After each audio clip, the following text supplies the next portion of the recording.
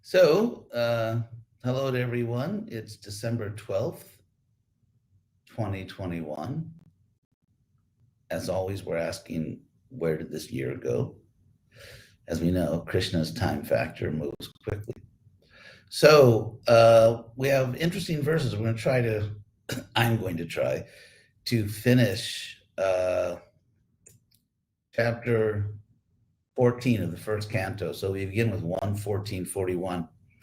Yudhishthira says, Kachit, which means he's asking a question. Kachit twang brahmanang balang gam ridham roginang striyam sharanopasritang sattang na tyakshi sharanak prada. So all of these questions are somewhat rhetorical in the sense that they're in the negative. He's saying, like, you didn't do this, did you? You didn't do that. He's like going through his checklist that you look so bad, you look so depressed, that something bad happened. And I really hope you didn't do something terrible. And so he's going through the whole list and going through this list, and they're all in the negative, like, you didn't do this, you didn't do that. The Bhagavatam is really giving us this culture. It's really giving us the principles of these culture, of Vaishnav culture, or in general, this culture based on Dharma culture, Sanatana Dharma. And so this whole section of the Bhagavatam is telling us what a king or any political leader should do by Yudhishthira making sure, like, you didn't do this, you didn't do that, because if you did, that would explain why you're miserable, because a real leader should never do that. So it's giving us a list of, indirectly, of what a leader should do. So here we have, if you're looking at the Sanskrit, we have 1, 2, 3, 4, 5, 6, 7, 8. We have 8 words after Kachit Twang, like, did you? Kachit Twang just means did you. So after that, we have 8 words that end with the letter M, like in mother. And the reason all those words end in the letter M is because they are all objects of the verb atyakshi.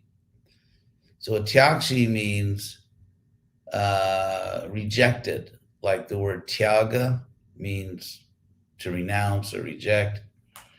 Sarva dharman parityaja. The tyaj is the same verb with pari. Tyaja, parityaja, or tyakta, or tyaga, boga, tyaga. Those are all the same word, or words from the same root. So here, again, it's na atyakshi. You didn't reject. So that's the rhetorical question. You didn't reject. And then all those 8 words that end in M, like, you didn't reject this, you didn't reject that. So here's a list of 8 things that Yudhishthira is saying. You didn't reject this or that or the other person. 8 different categories, which obviously show us that a leader like Arjuna should, in the last word here, compound word, sharanat pradat, which means you are a giver of shelter. Sharana is shelter. Da means to give. Prada means, like, to really give, like you give it directly. So Yudhishthira is saying, did you, a giver of shelter, instead of giving, did you not reject these 8 categories? Which, of course, would be very bad, because you're a giver of shelter, not a rejecter of shelter. And so, therefore, he's saying, you didn't reject all these categories, did you? So here are the categories. A brahmana, did you not reject? I hope you didn't reject a brahmana, or balam, a child. In other words, these are all the categories that a leader has to give sharana to, shelter. shelter from hunger, shelter from danger, uh, all kind, various categories of shelter. So a brahmana, like you didn't reject a Brahmin, did you? Or a child, gam, a cow that was in distress, vriddham, an elderly person, roginam, someone who is suffering from illness, striyam, a woman. That means that in general, women must be given protection. If they seek protection, a gentleman must give it. So, Sharanopa Sritang, or someone that approached for shelter. This is Sharana Upa Sritam. Upa means close, and Srita means went. So, someone who went close, in other words, who approached you. Someone who approached you for shelter. Sattvam, the idea that like any living being. So, if you take Sattvam as modifying Sharanopa Sritam, then it's 7 categories. I won't go into all the grammar there, but so you are Sharana Prada. So did you not, or like you didn't reject someone that came to you for shelter, since you are a giver of shelter, any living being that came to you for shelter. So this is, Yudhishthira is revealing here what the culture is for leaders. This is, they must give shelter, they must protect, they must give comfort to really any living being that comes for shelter, especially these groups, brahmanas, children, cows, elderly person, those who are suffering from illness, women. So again, there's a lot of culture revealed here in this question. And then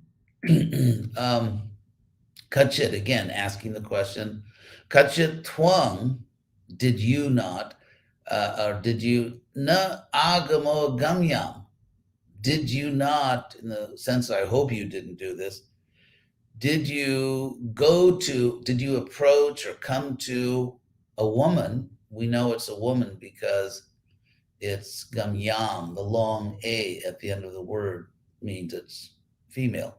If it was a short A, it would be male or anyone. So gam means to go. That's where we get the English go, gone, gam in Sanskrit. So gamya means to be gone to. In other words, someone you should go to. That's the idea here. Someone to whom you should go. That's the word gamya. And agamyam means someone, in this case, a lady that you should not go to, because it's, and here agama, go to, means perhaps to give her a child, because in the previous verse we had just giving shelter, like a lady that needs protection. And of course, this is very different from modern culture.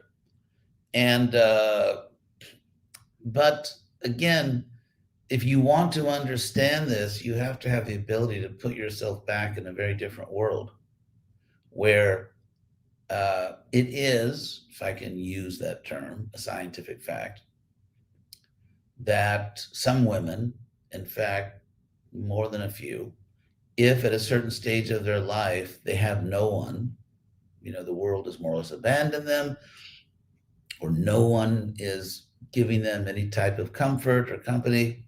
Some women really want to have a child. And I personally noticed this, and I have to sort of put aside political correctness for a moment, if I dare.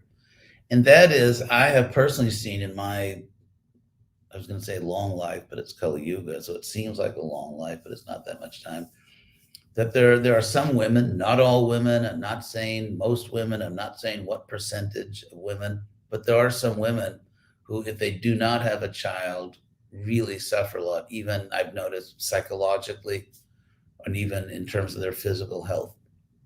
I'm not saying all women, I'm not saying most women, but it's not one or two. And so it was understood, or it was accepted in this ancient culture, that there are women who are gam yam. That'll be the next word. Gam yam.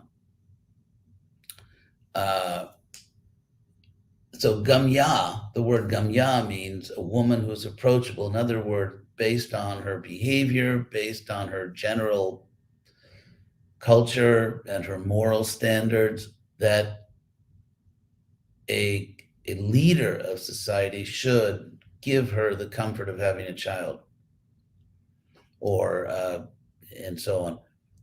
So, and some women were just not in that category. It could be a woman who was very promiscuous, who already had children. It could be, I mean, I'm just speculating here, but Prabhupada said this is the kind of speculation we can do, the kind of reasoning, but this is not, we don't get more details, but suffice it to say that if someone was a leader and self-controlled and rich and had the means to make sure a woman was taken care of, looked after, and so on, so that if she had a child, she would have everything she needed, that was considered to be a duty.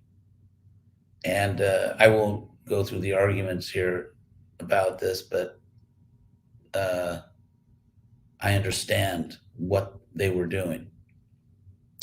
So if you take morality to be providing the greatest good for the greatest number of people, and what is actually good for people, I mean, it's interesting. I'm not giving an argument in favor of polygamy. I'm not doing that now.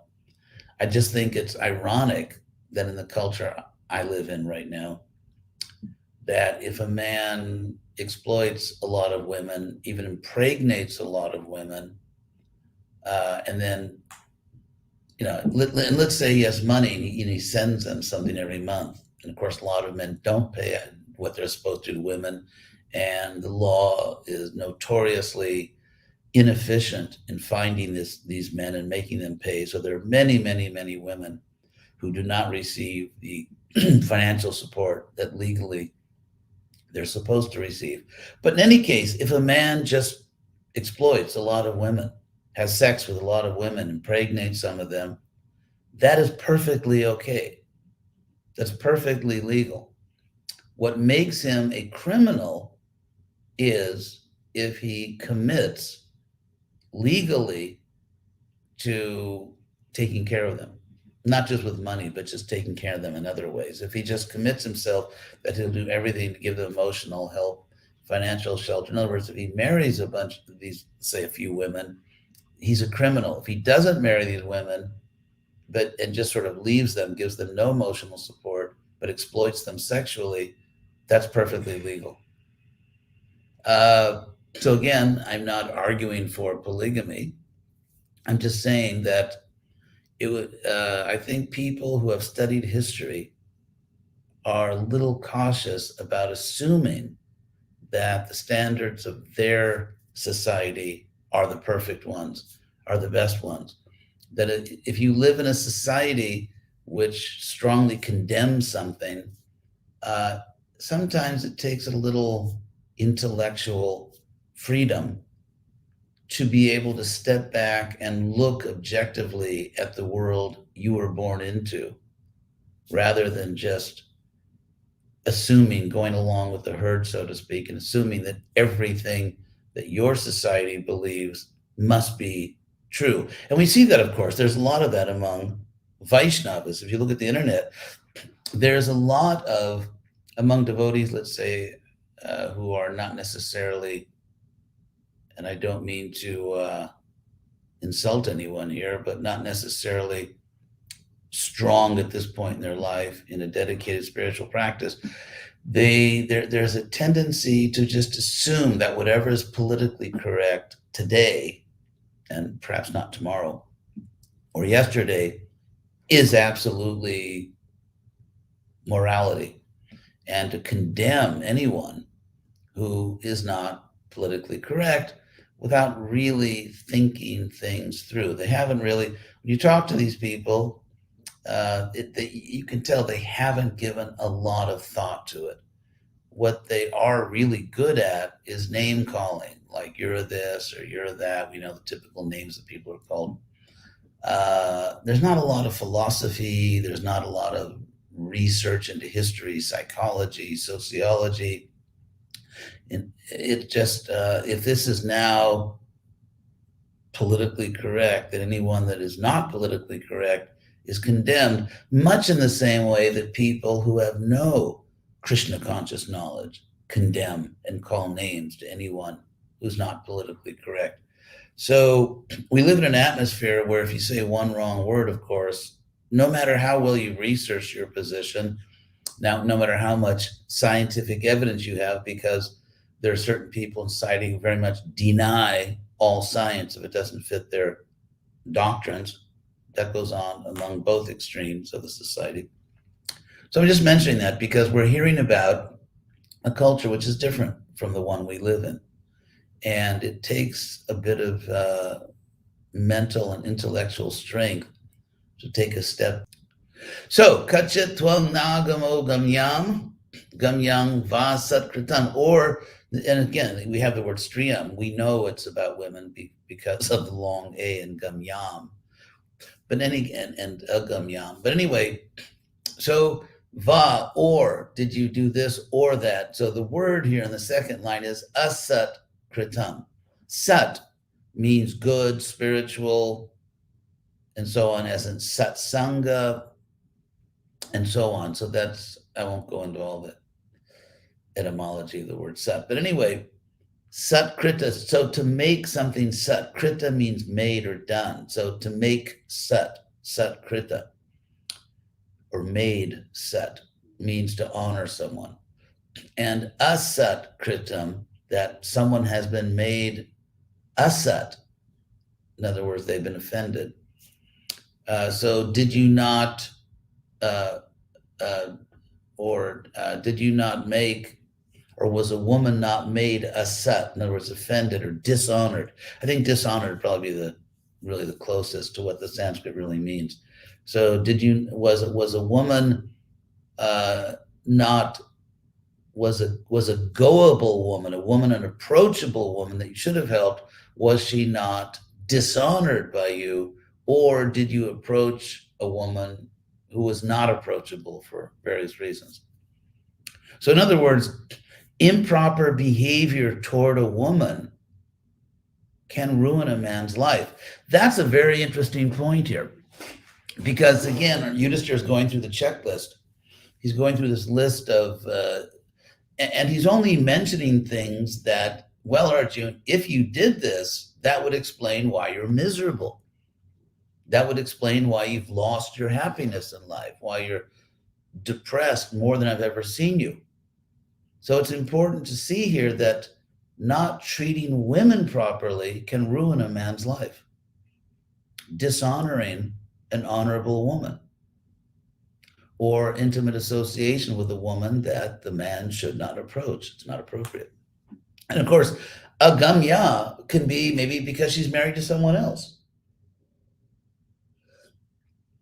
I mean, clearly, approaching a woman sexually that you shouldn't approach, there'll be many reasons why you shouldn't approach some women. Or if you don't give shelter, of course, in our age, there's no question of a man just, like Arjuna, you can't imitate what Arjuna might have done with an approachable woman. But even if a woman in the culture in which we live, in the legal system in which we live, a woman is not sexually approachable, but she's approachable in other ways, in the sense of giving encouragement. If possible, a deserving woman giving financial assistance, helping in various ways, trying to, give good advice. So I think the general point is that there are women who are gamya, who are approachable, and if you don't help them when they need help and they deserve help, then that can seriously negatively impact your life for a man. Then we have the word parajito vata bhavan. Va means or, like was it this or that or something else? So were you defeated? Parajita means defeated. Prabhupada translates it defeated because Arjuna's a warrior. Were you defeated? Here's again the negative. Were you not defeated? Like it's a rhetorical. Were you like you weren't defeated by? Were you not defeated by someone who was actually by someone who was greater than you? Or actually, I'm going to do this a little differently because now that I'm looking at it, I mean, I don't want to involve you in all my grammatical calculations, but I think, let me check, see how Prabhupada translates this. Yeah, Prabhupada actually, he doesn't, I mean, you wouldn't know that unless you know Sanskrit, but so Prabhupada is, and also following that, we're taking the two words na. It's like na uttamayar in the last line. Na uttamayar, na asamai. So uttama or uttamayar means by someone better, and asama means by someone who's not equal. In other words, an inferior. So forget all the grammar. Like pati, on the path. On the path, were you defeated by someone who's not greater than you? Or someone who's not equal to you. So someone that's not greater than you could be an equal, or someone that's not equal. In other words, someone you should have defeated, someone that wasn't better than you. They weren't even equal to you, but on your way home, they defeated you, which would be devastating for Arjuna. So enough of that. So he's asking all these questions, and then the last two more verses in this chapter. We'll finish this chapter. So the last questions, api swit, or was it that, api swit? So the last categories of possible misbehavior on Arjuna's part. Paryabhuntas twang sambhojan vridhavalakan. This is very interesting. So the word sambhojan, Prabhupada translates very I think very brilliantly, deserving to dine together. And I'll explain that bhoja is the same as boga, like food. Of course, we use it in our jargon to mean unoffered food. And so the general meaning is eating. So sang bhoja, like sang kirtan, like doing kirtan together, sang kirtan. So this is sang bhoja, eating together. And so the why, sambhojan, sambhoja means people who deserve to eat together with you. So did you, and then bhunktas in Sanskrit, in the first line, means you ate. And pari, it's divided improperly by the PBT. Anyway, it should be pari abhunktas. It's abhunktas. So did you eat? And then pari means around, like English peri, perimeter, perimeter. So pariyabhuntas means, did you avoid people? Did you literally eat around them? Rather than eating with them, you went around them and ate. So Prabhupada translates this, leaving aside and dining by yourself. But that's literally where the word comes from. It's pari, around, meaning kind of avoiding, going around someone, ahuntas, and then you ate. You ate, you didn't eat with them. But those people that you went around when you ate, they're actually sambhojan. They're people who deserve to eat together, sambhoja, with you. And so who would these people be who are sambhoja, who deserve to eat with you, together with you? Sambhoja, they're vridha, elderly people, balakan, children. So again, special consideration was given to the elderly and to children. Because people in between, if you're not a child and you're not old, you should probably be able to take care of yourself.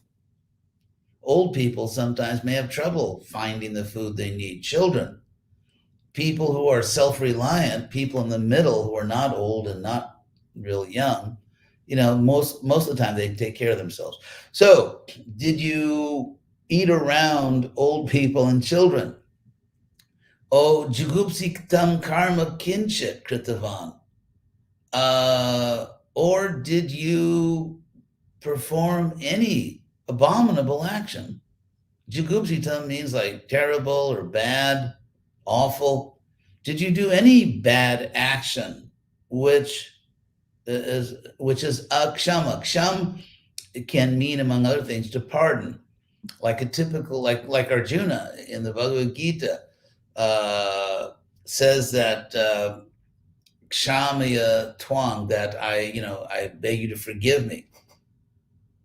So ksham, to forgive. So akshama means unforgivable or unpardonable, as Prabhupada translates it. Akshamam.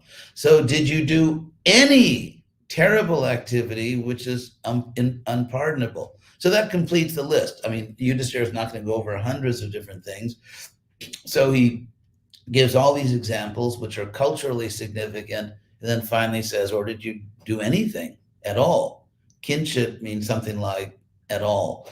Did you do any really bad activity at all, which is unpardonable? So that completes, and then having said all that, the last verse, and then is very poignant and very moving, because in the last verse, we find out that Yudhishthira knew all along what the problem was. He was asking these questions, almost hoping against hope, that Arjuna would say, oh yes, it was actually that. That's what I did wrong. But obviously, Arjuna has not answered. Arjuna has not spoken up and said, yeah, that's it. Like you're going through your long list here, and it's that one. That's what I did wrong. No, so because Arjuna did not say that, and Yudhishthira really knew it all the time, all along, and so finally he says, is it that Krishna's gone? So he says, Kachit, is it? Question. Preshta tamenata hridiyena bandhuna shunyosmi. Is it that I am now bereft of preshta tama? Priya in Sanskrit means dear, prayas means very dear, and preshta means most dear. The ST, preshta, like the ST, it's the same ST we still have in English to say the highest degree of something, like finest or prettiest or loneliest. So that ST in English, which means the most of something, of course, is Sanskrit. So here we have preshta, and preshta tamena. Actually, it's a very emphatic word, because preshta tamena almost means like the most dear, because tama, it's not tamas, darkness, it's a different word, it's tama, means the most, or actually translated the most dear of all. It's like what we would say, the dearest of all, the most beloved of all. And so that's what the tama is doing there. So kachit preshta tamena ata, now is it that hridayena, who's my very heart, atma bandhuna, the friend of my soul, shunyosmi, I'm now bereft. Shunya, which we often translate as void, like shunyavada, voidism.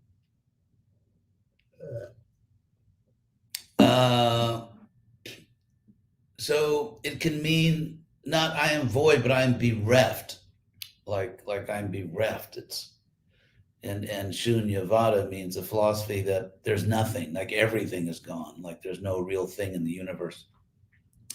So shunyosmi, asmi is I am. And then rahita. Rahita in Sanskrit is sort of a synonym of shunya, really, which I will take one moment here. Don't switch off your computer. I'll have it in a second. So rahita means left, forsaken, deserted, and therefore lonely, solitary.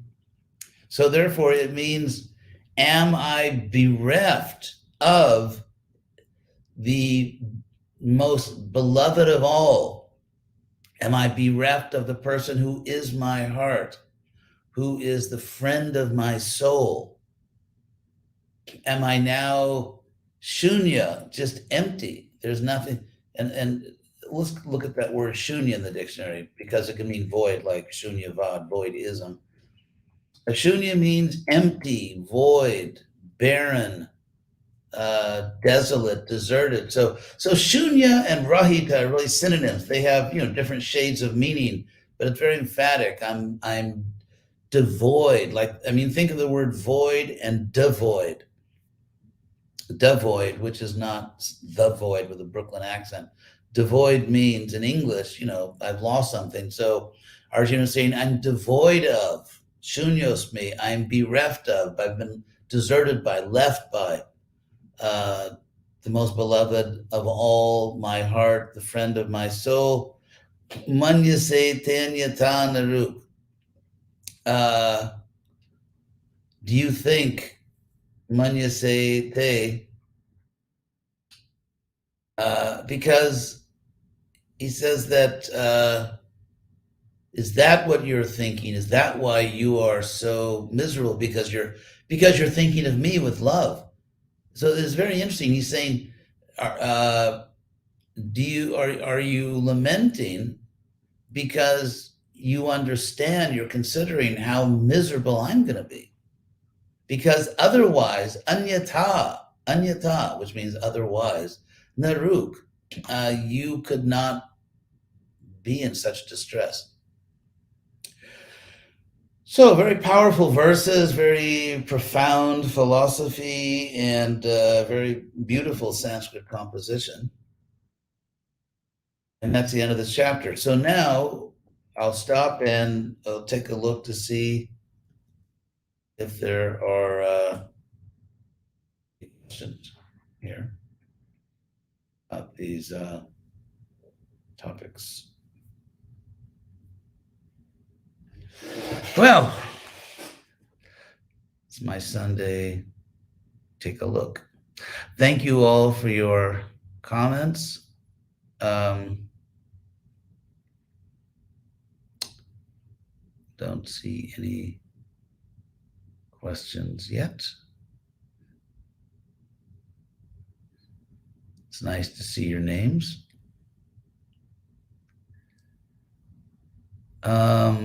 Jagat Palana. Protecting a Brahmana is on top of the list, protecting Brahmanas. However, cursing the emperor of the world, Parikshit, to die within 7 days for disrespecting a Brahman seems massively disproportionate. Or is it simply mythological? Leela, no, it's not myth. It is massively disproportionate. And that's why Shringi, this immature, who's just a child, really, just a foolish child, that's why his father said, you did something terrible. So all the adults in the room, so to speak, everyone understood that this child has done something terrible. He had more power than he did intelligence. He was just, it's almost like, to give sort of a terrible modern example with something that just happened actually recently.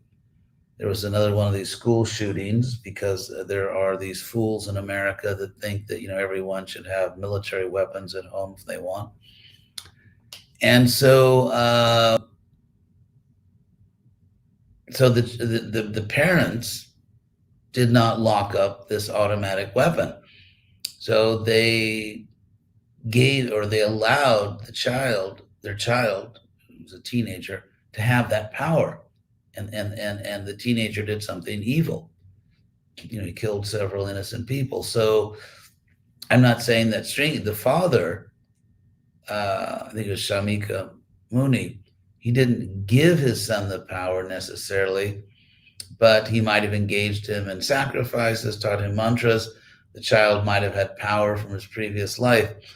But it's a case where someone has a lot more power than they do intelligence, and all the sane people recognize this as an abominable action. So yeah, in the Bhagavatam, it's giving us an example of how a young Brahmin can do something terrible if given the power to do so, and the child doesn't have the intelligence or maturity to know better.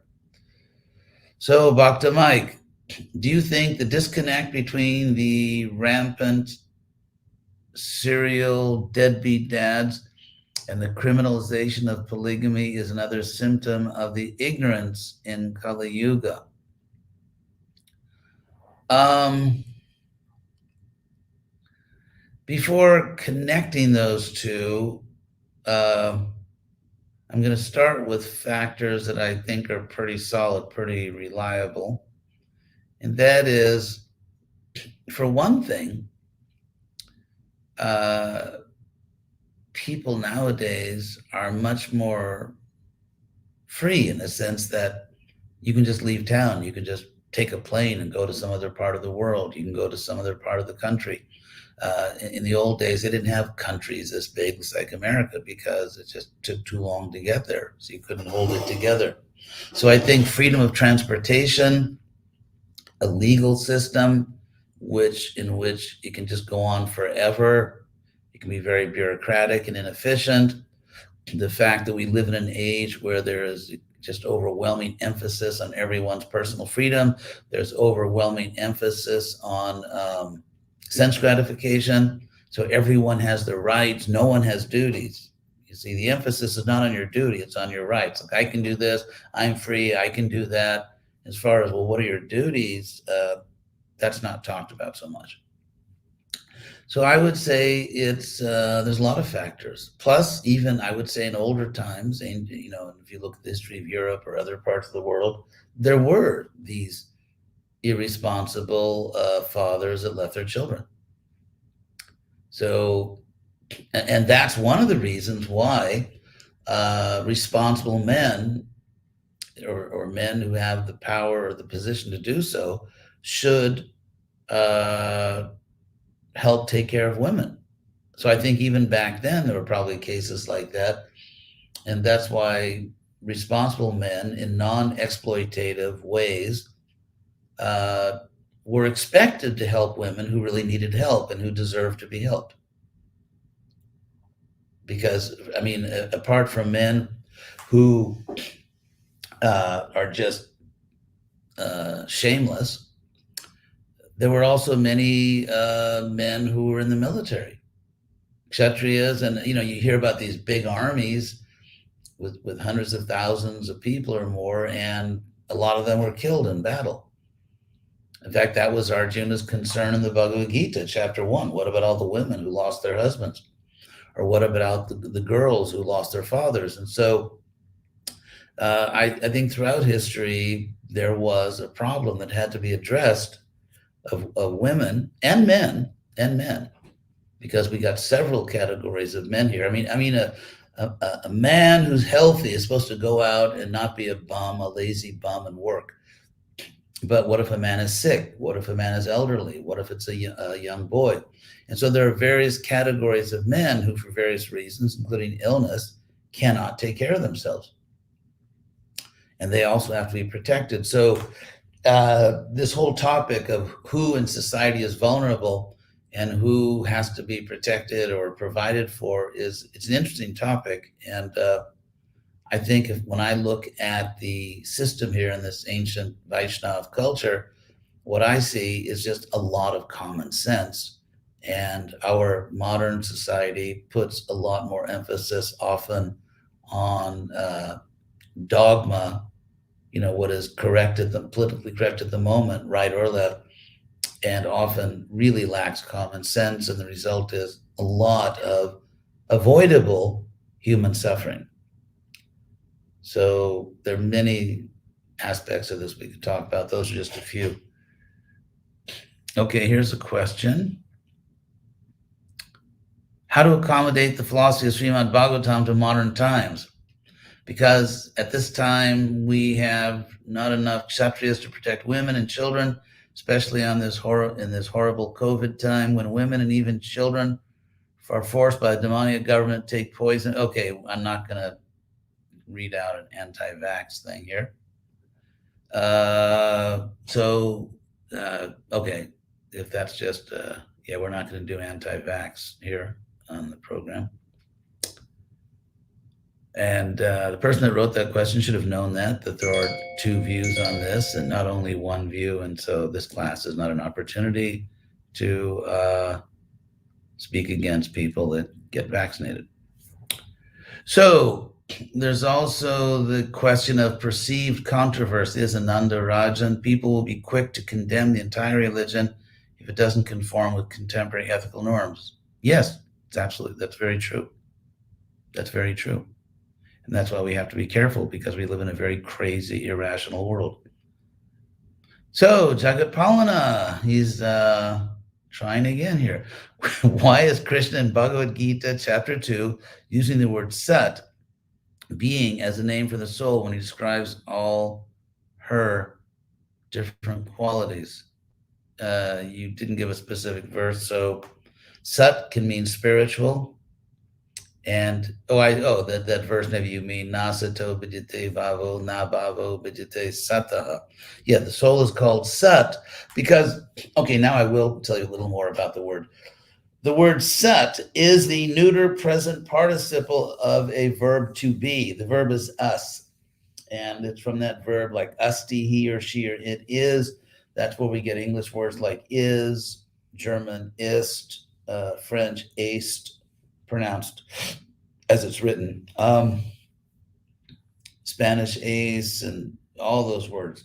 That's all Sanskrit us or asti is. And so, or to be, it's the verb to be. And so Sat as a neuter present participle literally means being. So it's just like in English. You can talk about like I am being serious. You can use it as a present participle. He is being mysterious, or being can be a participle, which means a verb used as a noun. So it can be a living being.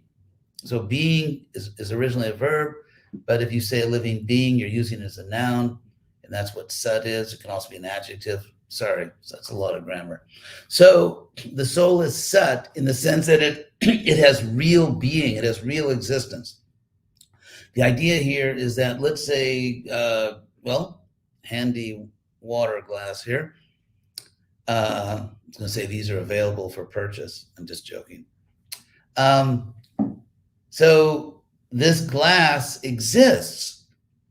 I mean, it's really here, and I can really drink water out of it. But as the Buddhists would say, and they actually got this from the Upanishads, it's not like they invented it, they just emphasized it, that this world is shunya. When the Buddha said this world is shunya, what they mean is that this glass is not ultimately a permanent glass. In other words, it's like material energy doing business as a glass.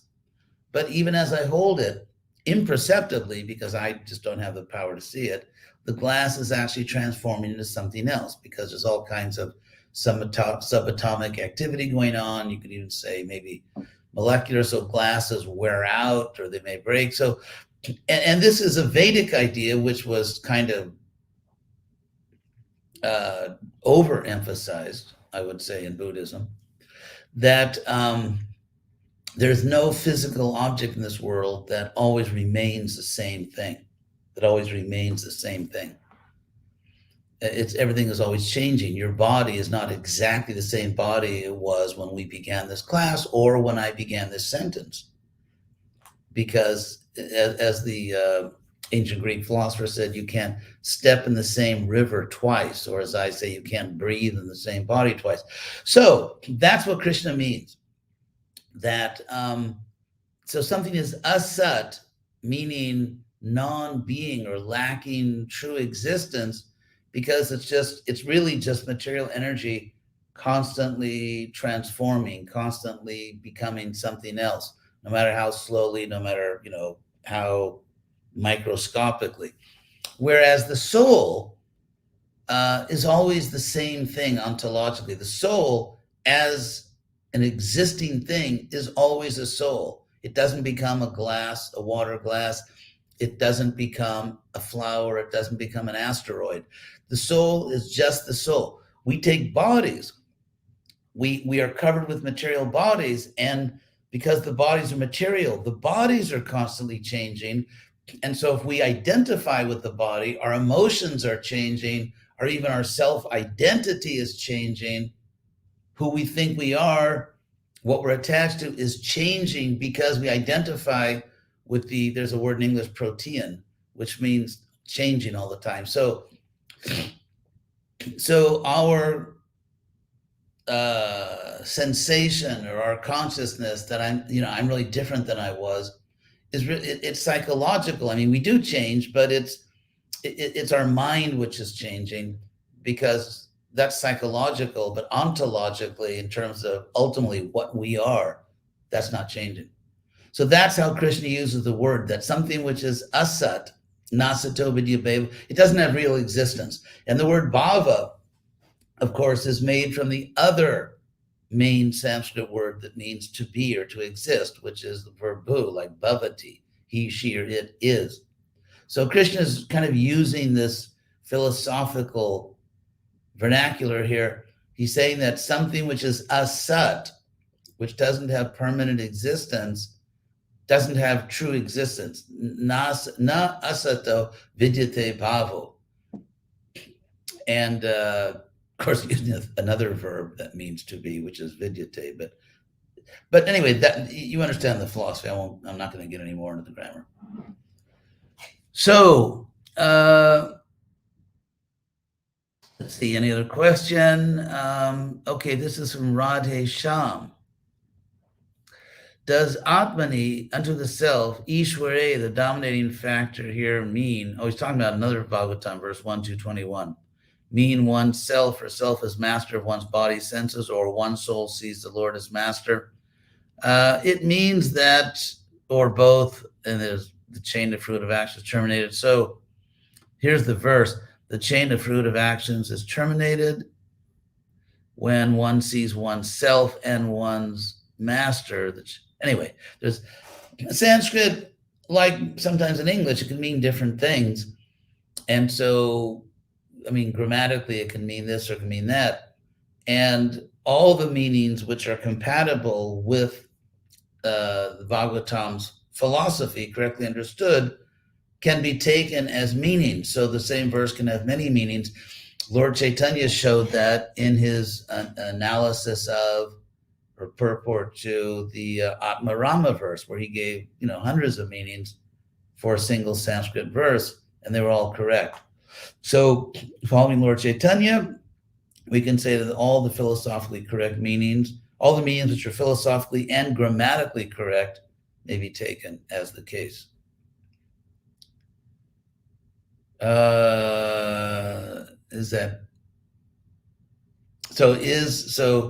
Is that disconnect in the modern, very impractical world in terms of our real human needs both an exploitative system or a symptom of Kali Yuga? Yes, exploitation is one of the primary symptoms of Kali Yuga.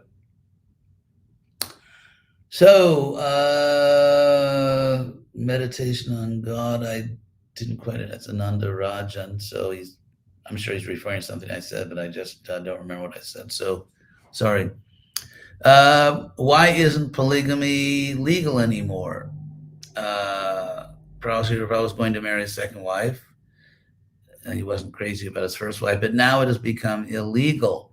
So there's a whole history behind that. Of course, it obviously has to do with Christian ethics, and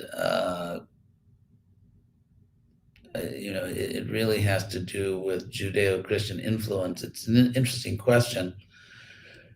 But before I speak on that more, I'd like to do a little research on it. So I don't want to just, because I want to make sure that what I'm saying is actually the case. But one thing I am sure of is that it definitely comes from at least some forms of, or some interpretations of Judeo-Christian morality. I think you could research it yourself. That's Vrindavaneshwari Dasi. Be interesting. You could look up polygamy, and I'm sure you could read about the history of it. You could tell us about that. So, Karna suggested that polygamy is not good because men have enough trouble looking after just one wife. Prabhupada some men actually have enough money and, to look after more than one wife, and it's even their nature. Prabhupada's main concern was that our movement is to become free of material attachment, not to increase it.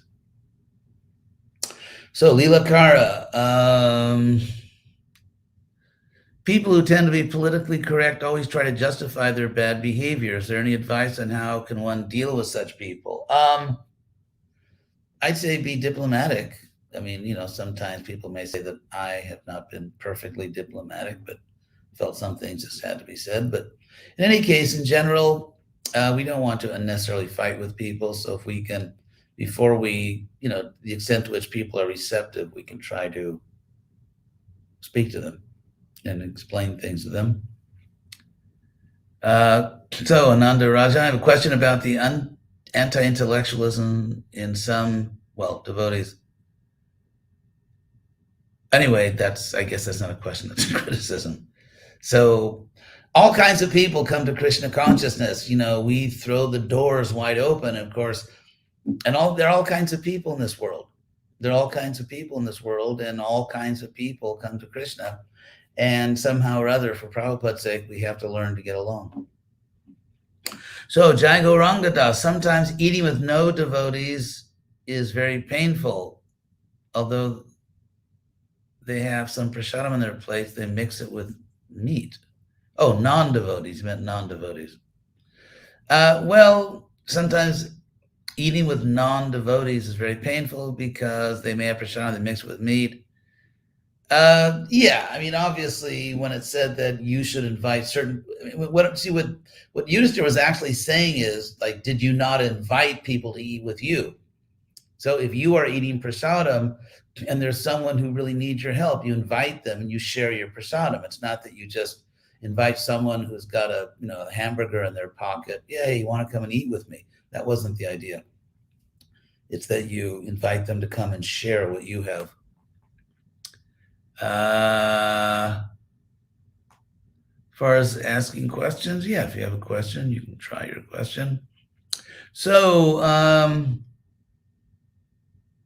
let's see, is that a question? No. Let's see, we're getting near the end here.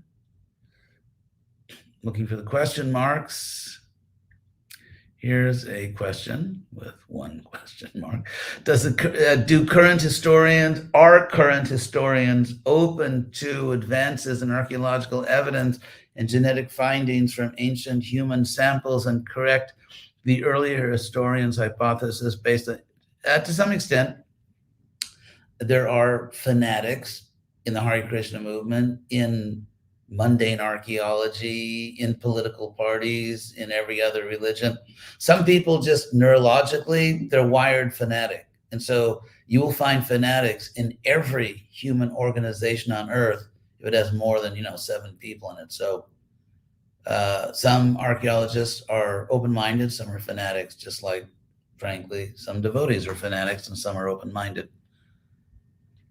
So let's see. So from Tampa, Todd. That's interesting. Political correctness and social media, universities and institutions are fusing the 4 classes together. Thoughts?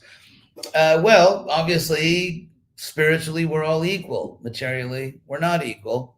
And therefore, there are natural hierarchies in the world. And when the people who tend to be higher up don't exploit the people who depend on them or who are under their power, everyone's happy. The problem is that in Kali Yuga, people who have the power to exploit often do so. And so therefore, because there's been so much exploitation by people who have more power, there's all this egalitarianism that no one should have too much power, because if they do, they'll just exploit us and they'll cheat us. So it's a big mess. But ultimately, you say you have democracy on the grounds that there shouldn't be hierarchies. Well, guess what? People who are more intelligent and maybe more charismatic, just have more power, they simply exploit a democratic political system, get power anyway, and do all the same things they would have done in a monarchy, namely, So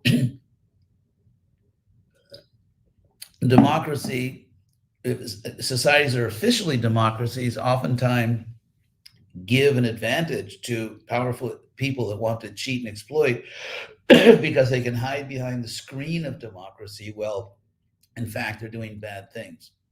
Whereas in other systems, everyone knows that this person has more power. But in democracies, they claim they're just serving the people and often do really bad things. What's the best political system in Kali Yuga? I don't know. As my body gets older, I'm becoming a little, I don't have so much confidence in humans, but in any system. But I think we just have to do our best. So I think we'll stop there for now. Thank you very much. I appreciate you showing up, and thank you to those who asked questions. And hope everyone is doing very well. And we'll be together again next week. Oh, I missed 2 questions. That's